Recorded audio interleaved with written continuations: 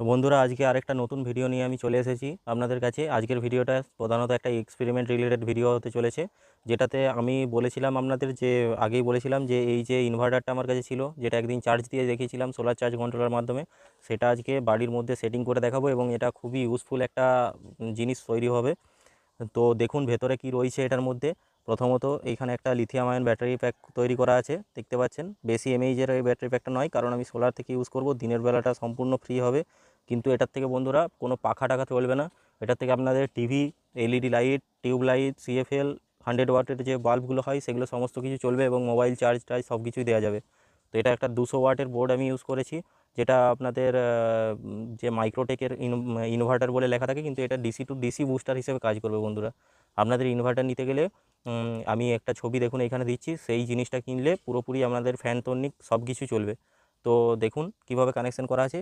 এইখান থেকে সিম্পলি দুটো যে তার এসি আউটপুটের, সেগুলো আমি কানেক্ট করে নিয়েছি এবং এখানে একটা সুইচের জন্য যেটা এখানে একটা সুইচ আমি বসিয়েছি।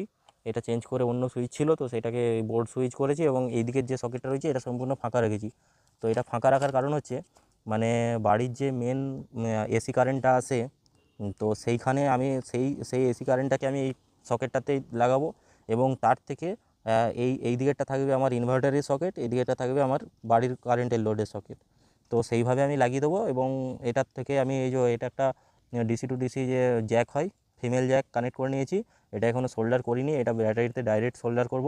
তো এইখান থেকে আমি কী করব, এইখান থেকে আমি চার্জিং সোলার চার্জ কন্ট্রোলারটা যেটা আমার কাছে আছে, সেটা দিয়ে সারাদিন চার্জিং হবে এখান থেকেই। তো ওভার চার্জ হওয়ার ভয় থাকবে না।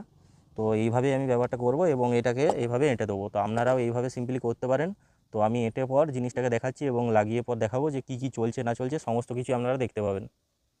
সো বন্ধুরা, দেখতে পাচ্ছেন এই বোর্ডটাকে আমি এইখানে এইখানে ফিটিং করেছি। তো এই যে প্লাগটা দেখতে পাচ্ছেন, এটার মধ্যে ডাইরেক্ট এসি আছে, মানে যেটা এই মেন থেকে যাচ্ছে পুরো এসিটা, এইখানে এসি কারেন্ট ঢুকছে। এবং এই প্লাগটা যেটা রয়েছে এটা প্রধানত ইনভার্টারের এই যে সুইচ দেওয়া রয়েছে।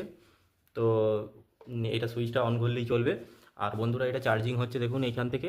এই যে সোলার প্যানেলের যে ইনপুট আসছে 12.1 ভোল্ট দেখাচ্ছে এবং 0.62 অ্যাম্পিয়ারে এটা চার্জ হচ্ছে। তো এটা 12.6 হলেই কিন্তু অটোমেটিক অটো কাট হয়ে যাবে।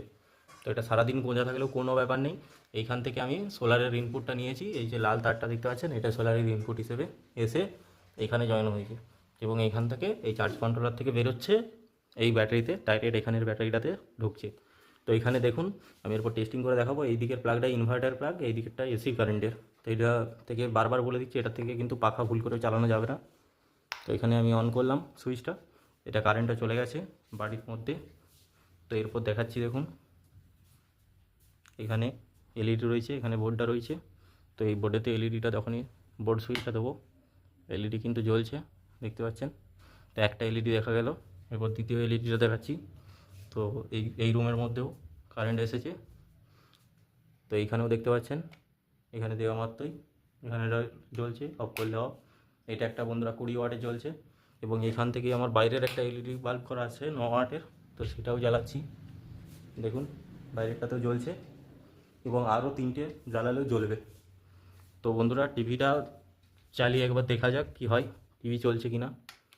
এলইডি টিভি হলে আপনাদের নিঃসন্দেহে চলবে। তো এখানে দেখুন লাইটটা জ্বলছে, লাইটটা অফ করছি, আমি টিভি সুইচটা দিচ্ছি। তো টিভি যতদূর মনে হচ্ছে চলছে না, কিন্তু সেট টপ বক্সে একবার কারেন্ট আসছে, সেট টপ বক্সটা চলছে, টিভির মধ্যে কোনো কিছু আসছে না। তো বড় টিভি ফুল চার্জ থাকলে আশা করছি চলবে, কিন্তু না চালানোটাই ভালো। লাইট এবং ফোন চার্জ অনায়াসে আপনারা করতে পারবেন। তো এটা ঘরে বানিয়ে দেখুন, ভালো হবে। ধন্যবাদ ভিডিওটা দেখার জন্য।